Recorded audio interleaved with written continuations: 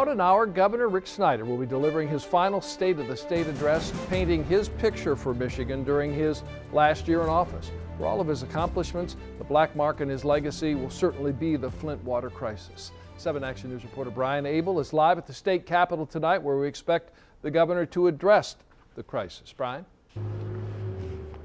Yeah, good evening, Dave. How could he not to, considering that he has such a large platform for the final time as governor to address the issue. So as he begins his speech tonight, there are still many questions that remain.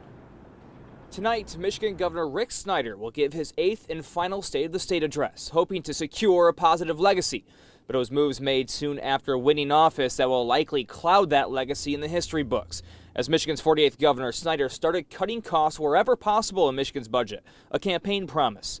In 2011, the state took financial control of Flint, and Governor Snyder did what arguably was the start of the Flint water crisis. He appointed an emergency manager with one job: cut costs. That included canceling payments to Detroit for Lake Huron water, using Flint rivers instead. The transfer was made in 2014, but Flint River's water was far more corrosive, and officials decided not to treat it, leading to the pipes rusting and tainting the drinking water.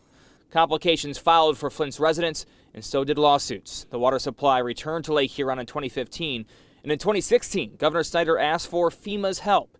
Soon after, Legionnaire's disease bacteria is found in Flint's water system. The outbreak is linked to 12 deaths in the area. State officials are charged with crimes. The crisis, costing the state millions of dollars in bottled water, is still being provided for the people of Flint.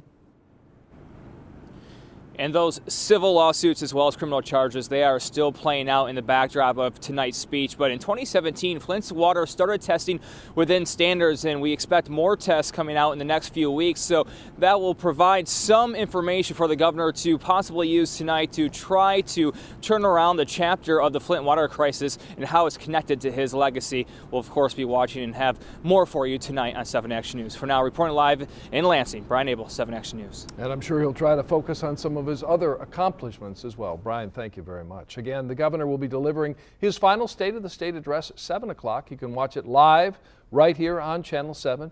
We'll also be streaming his speech on WXYZ.com. All right, now to your